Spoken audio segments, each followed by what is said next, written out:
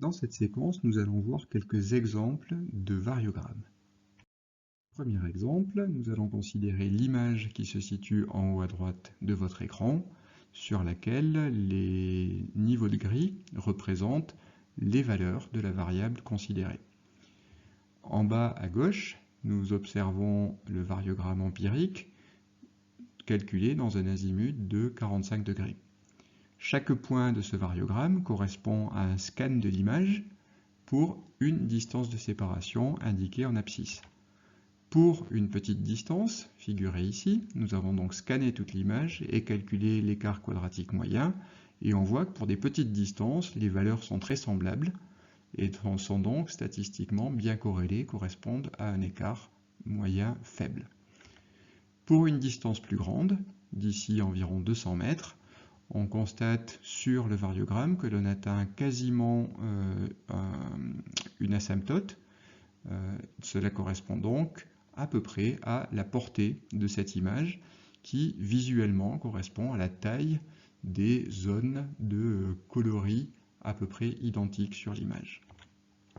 Donc on a pu voir sur cette image deux choses. D'une part, un comportement à l'origine qui augmente très progressivement pour des faibles distances, donc ça correspond à une image lisse, et d'autre part que la portée correspond à la taille des zones qui ont des couleurs à peu près similaires sur l'image. Au-delà de cette taille, il n'y a plus de corrélation notable sur l'image.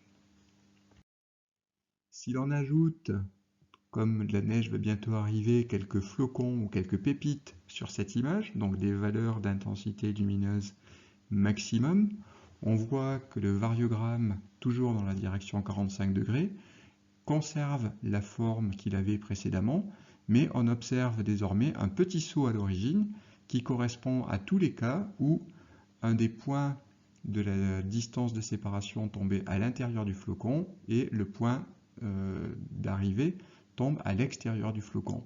Donc ça correspond littéralement à ce fameux effet de pépite où nos flocons sont les pépites. Donc pour une distance d'1 pixel, l'écart quadratique moyen n'est plus nul, il est tout de suite égal à une valeur faible, mais non nulle.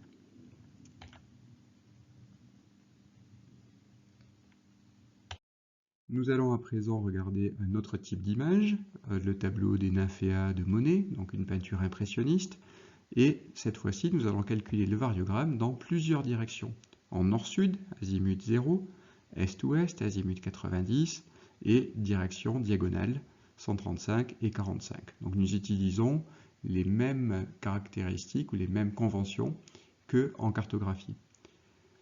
Que peut-on dire sur cette image et que voit-on? On voit principalement deux choses. D'une part, de l'anisotropie, la portée du variogramme en azimut 90, donc en est-ouest, est plus grande que la portée en azimut 0, et cela se traduit par un allongement horizontal des nymphéas, du pont, et donc statistiquement cela se voit sur les structures du variogramme. Et par ailleurs, on observe une pente du variogramme élevée à l'origine qui traduit du bruit, c'est-à-dire que d'un trait de pinceau à un autre, on a changé de couleur et donc on a des variations fortes de luminosité d'un pixel à un autre de l'image et une augmentation assez rapide en fin de compte qui est liée au style de peinture par touches successives. Nous regardons à présent les variogrammes issus de la carte qui se situe en haut à droite de l'écran, qui représente la bathymétrie d'un fond sous-marin dans le golfe du Mexique, où on a un ensemble de creux et de rides liés à de la tectonique salifère sous-jacente. La carte ne représente pas vraiment la bathymétrie en elle-même, mais elle représente le résultat de l'éclairage et de l'ombrage de cette bathymétrie. Ce que l'on observe sur les variogrammes directionnels est d'une part une anisotropie. On voit un comportement du variogramme qui dépend très clairement de la direction. Et on observe cette fois-ci encore une variabilité élevée à l'origine avec un effet de pépite qui se traduit par des différences entre pixels voisins sur l'image qui sont relativement significatives et donc qui introduisent un bruit. Cela se traduit en fait par toutes les crevasses que l'on observe, tous les canyons sous-marins que l'on observe, ainsi sans doute que par les bruits d'acquisition, qui sont les espèces de lignes de trame verticales et horizontales que l'on observe, qui sont liées donc à des problématiques de calibration du fond bathymétrique. Si l'on lisse cette image, on voit que l'effet de pépite disparaît, donc entre deux pixels voisins, on a des valeurs qui deviennent plus proches et donc leur écart devient plus faible et l'augmentation devient donc plus graduelle à l'origine du variogramme. Si l'on lisse encore l'image, on voit cet effet qui augmente et donc on a clairement une relation entre le comportement à l'origine du variogramme qui, lorsqu'il est tangent à l'axe des abscisses, traduit un phénomène spatial qui est lisse où on a des variations très graduelles. On a vu jusqu'à présent que le variogramme permettait de caractériser l'anisotropie, mais bien souvent, dans des cas pratiques, on fait la démarche inverse, c'est-à-dire qu'on a une idée a priori du domaine géologique et du milieu, et on va chercher à calculer des variogrammes empiriques dans les directions préférentielles. Par exemple, si on veut calculer le variogramme d'une propriété pétrophysique de l'affleurement qui est pris en photo sur la gauche de votre écran, on va anticiper, géologiquement parlant, les directions où le variogramme aura sa portée maximale et sa portée minimale. Alors à votre avis, quelles sont ces directions?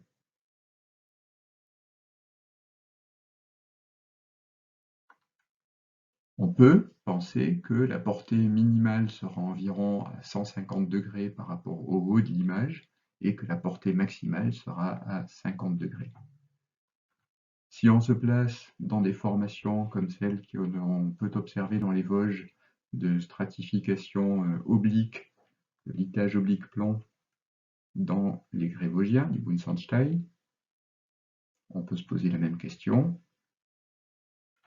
Et vous l'aviez deviné, on aura une portée minimale à peu près 15 degrés par rapport au haut de l'image et une portée maximale à 105 degrés. Le même raisonnement s'applique si vous raisonnez en termes de géographie ou de paléogéographie. Si vous avez affaire par exemple au dépôt côtier près de l'embouchure de l'Ogooué au Gabon, donc la partie gauche de l'image, vous allez pouvoir anticiper des directions principales d'anisotropie dans une direction d'environ nord 150 pour la portée maximale, la direction maximale de continuité. Donc c'est dans cette direction que vous calculerez de préférence les variogrammes empiriques avant d'essayer de caler des modèles. Dans certains cas, les environnements de dépôt peuvent être plus compliqués. Si vous observez par exemple le delta de l'Orénoque au Venezuela, vous voyez un ensemble de directions qui évoluent en faisceau avec des directions d'anisotropie qui seront spatialement variables. Et donc, il va peut-être falloir faire un traitement avant de calculer les variogrammes empiriques de manière à mieux prendre en compte ces variations d'anisotropie variable.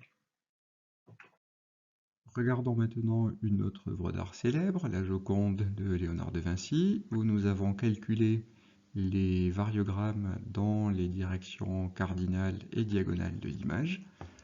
On observe plusieurs choses intéressantes, mais en particulier, on constate l'absence de palier sur cette image.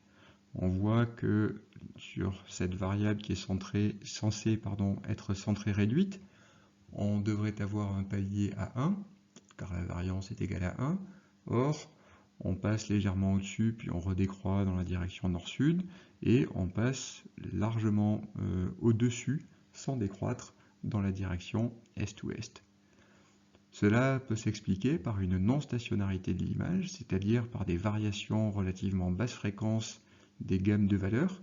En effet, on a des couleurs très différentes sur la tête de la Joconde par rapport à ce qui se passe au fond, et donc ça se traduit par des variations assez basse fréquence. Ça veut dire que notre image ou les distances qu'on est en train de regarder ne sont pas représentatives d'un milieu stationnaire d'ordre 2. On a des variations locales de la moyenne et sans doute aussi de la variance des propriétés. Un autre tableau intéressant qui peut permettre de comprendre les concepts de variabilité spatiale est cette œuvre de Klee, dans laquelle on voit pas mal de zones de couleurs, on dirait presque un drapeau. Et quand on calcule les variogrammes dans les directions cardinales, on voit quelque chose d'assez étonnant. On voit que le palier du variogramme dans la direction 90 est supérieur à la variance, il est à peu près à 1,2 alors que la variance est de 1. Et dans l'azimut 0, donc nord-sud, on a un palier qui augmente, qui se stabilise vers 1, puis qui décroît, alors que on a des distances qui restent largement inférieures à la moitié de la taille du domaine. Donc c'est ce qu'on appelle un effet de trou qui indique une pseudo-périodicité. La différence de palier en fonction de la direction s'appelle une anisotropie zonale, par opposition à une anisotropie géométrique qui correspond à des variations de portée. Donc ici, on a à la fois une anisotropie géométrique, les portées sont très différentes dans les directions, et une anisotropie zonale qui correspondent à des variations des valeurs du palier en fonction de la direction.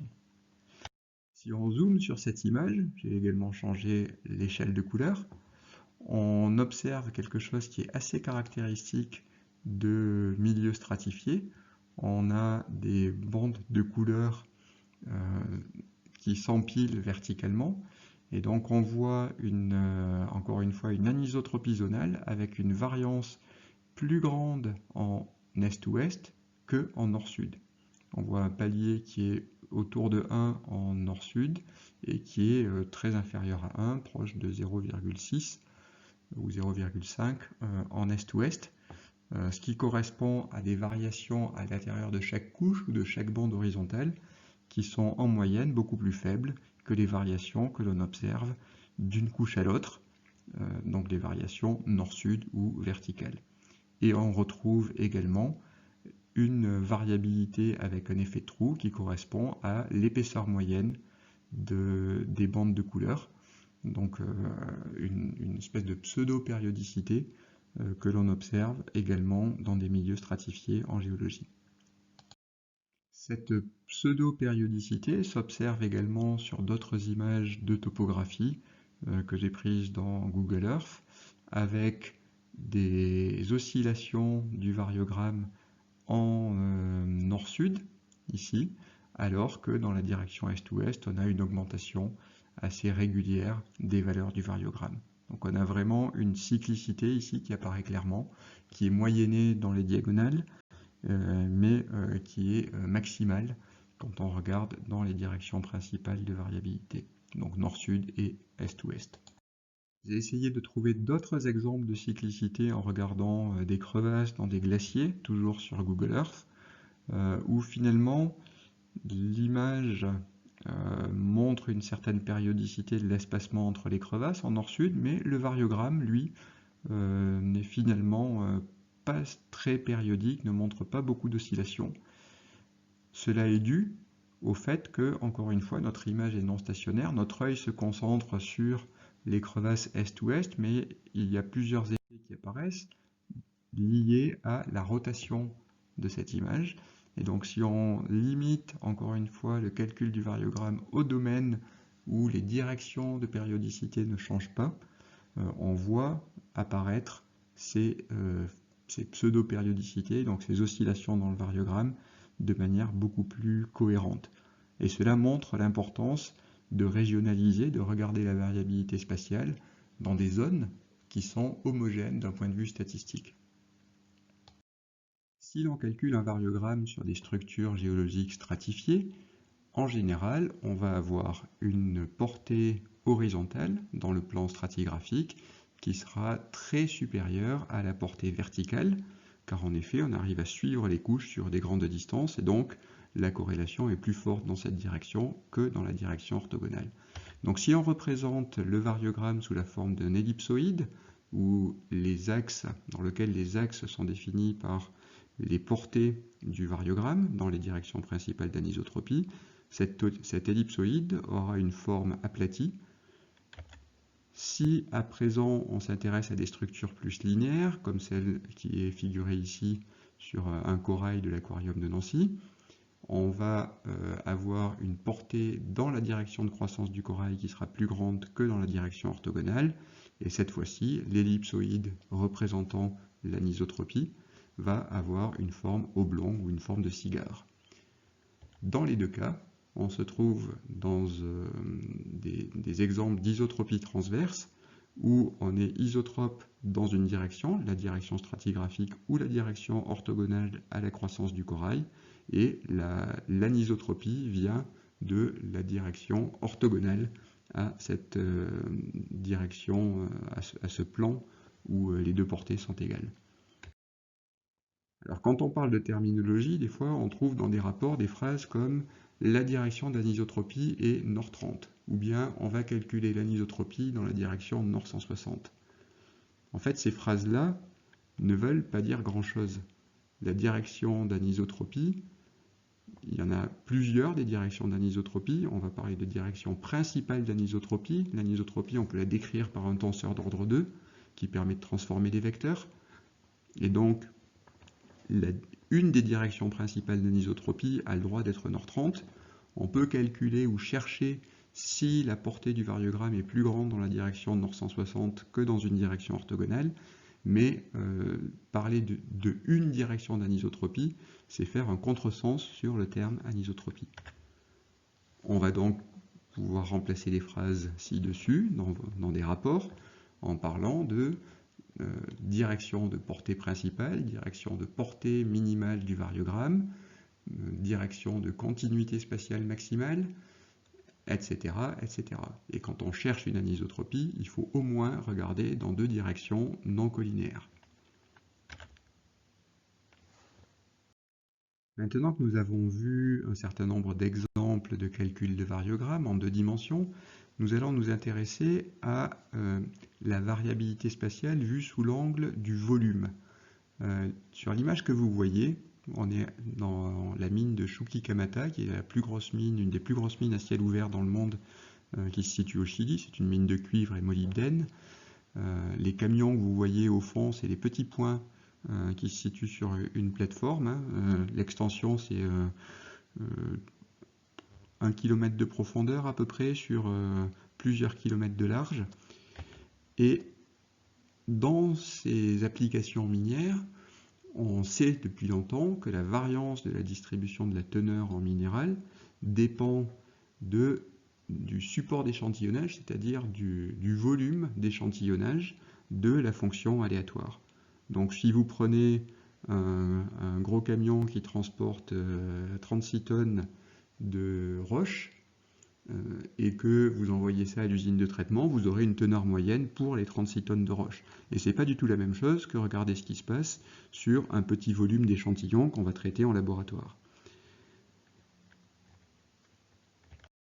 Le variogramme nous donne un moyen de caractériser cet effet de support, qui nous dit que la variabilité interne à un bloc, à un gros volume de roche, a tendance à augmenter lorsque le volume de bloc augmente, c'est assez intuitif, et à contrario, la variabilité entre deux volumes de blocs, donc pensez à ce qui se passe entre deux camions qui transportent 36 tonnes de minerai, donc cette variabilité va diminuer lorsque le volume de bloc augmente. Donc si vous prenez des plus gros camions, la variabilité d'un camion à l'autre va diminuer. On parle de l'effet de moyenne, et là encore, c'est un phénomène qui est relativement intuitif. Donc le variogramme va nous intéresser parce qu'en fait, à partir d'un variogramme ponctuel sur des tout petits échantillons, on peut calculer le variogramme entre deux blocs de même volume à partir donc de ce variogramme ponctuel. Et c'est donné par la première équation. Et on peut également caractériser ce qu'on appelle la variance de dispersion d'un gros volume, grand V, subdivisé en n petits volumes, petit v, qui va correspondre donc à ce changement de variabilité interne entre les différents volumes. Donc pour une problématique minière, pour la problématique d'une gestion de l'optimisation du volume des blocs pour avoir une teneur moyenne dans chaque bloc qui est garantie, c'est très utile d'avoir le variogramme ponctuel parce que ça va nous permettre de gérer et d'optimiser justement la taille des blocs. On reviendra là-dessus pour ceux qui feront l'option GGMPM en troisième année. Si l'on ne dispose pas du variogramme de bloc, on peut calculer un variogramme expérimental sur des données qui ont déjà été moyennées, et dans ces cas-là, on voit apparaître la variance de dispersion de deux manières. D'une part, pour des grandes distances de séparation, comme la variabilité entre les blocs diminue quand le volume augmente, on a le palier du variogramme qui diminue quand le volume augmente. Et par ailleurs, on a un effet de régularisation qui se traduit par le moyennage. Donc c'est un peu comme du lissage, on a un comportement qui tend à devenir un peu plus tangent à l'origine, avec une variabilité pour des petites distances qui diminue. Nous allons terminer cette séquence en parlant de problèmes dans le calcul de variogrammes empiriques, par exemple en présence de tendances. Quand on a des tendances, c'est-à-dire par exemple une tendance à l'augmentation ou à la diminution de la variable qui nous intéresse dans l'espace, on est clairement dans un cadre qui n'est pas stationnaire, et donc on peut faire une régression pour supprimer cette tendance et travailler ensuite sur les résidus en préalable au calcul de variogramme. D'autres problèmes se posent même en l'absence de tendance, quand on manipule des variables qui ont des distributions très dissymétriques, comme les perméabilités, qui ont souvent des distributions assez log normales avec beaucoup de faibles valeurs et très peu de fortes valeurs. Et on trouve également ce type de distribution très dissymétrique dans le domaine minier ou les domaines de la pollution, où on a majoritairement pas de polluants ou pas de minerais, sauf à certains endroits où on a des très fortes concentrations. Dans ces cas-là, on peut faire une transformation de variables, donc faire une anamorphose gaussienne qui va transformer les valeurs en distribution gaussienne, ou éventuellement prendre le log de la variable, le logarithme de la variable, avant de calculer le variogramme, de manière à éviter l'influence des fortes valeurs ponctuelles qui vont avoir à énormément impacter les écarts quadratiques qui sont utilisés pour le calcul de variogramme. On peut aussi gérer les valeurs erratiques de manière générique en utilisant non pas le variogramme mais le madogramme, c'est-à-dire plutôt que de calculer des écarts au carré entre le point à la position xi et le point à la position xi plus h, on va calculer des écarts avec une certaine norme, qui n'est pas forcément la norme classique, ou une puissance classique, pardon. Et donc si on prend la valeur absolue, forcément, si on a un grand écart parce qu'un des points est une valeur extrême, on aura moins d'impact sur le résultat. Et donc on va pouvoir utiliser ce type de variogramme pour essayer de calculer des portées et caractériser l'anisotropie de manière plus robuste qu'avec le variogramme classique. Nous allons ouvrir une petite parenthèse pour expliquer comment on peut faire une transformation d'une variable quelconque qui a un histogramme non gaussien en une variable équivalente, y, non gaussien. On parle d'anamorphose gaussienne ou normal score transform en anglais. Pour faire cette transformation, il sera pratique de considérer la fonction de répartition, la loi cumulée de probabilité, donc la cumulative density function, qui est l'intégrale de la densité de probabilité, de la PDF. Donc on peut superposer toutes les hauteurs des barres d'histogramme et utiliser une méthode d'interpolation pour cela.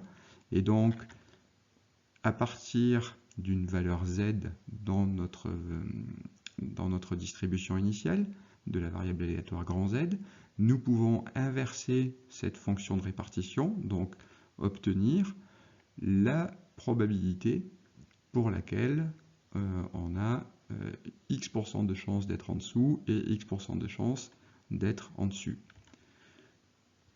Dans le cadre gaussien, on peut reprendre cette probabilité, donc que j'ai noté CDF-1 de Z, pour obtenir analytiquement la valeur de y correspondant à la valeur de notre variable initiale z.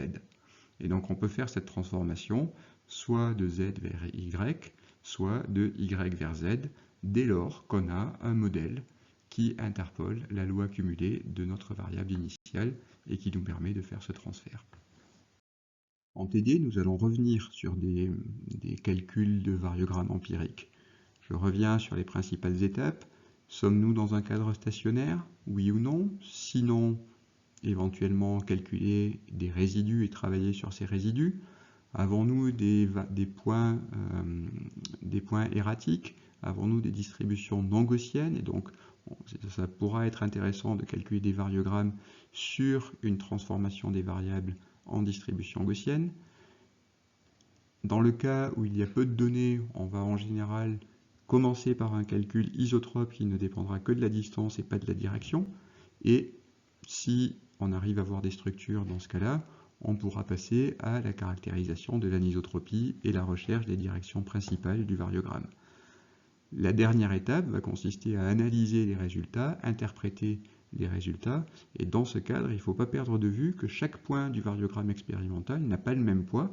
Chaque point est une moyenne, et donc la fiabilité de cette moyenne dépend du nombre de points qui sont impliqués dans le calcul.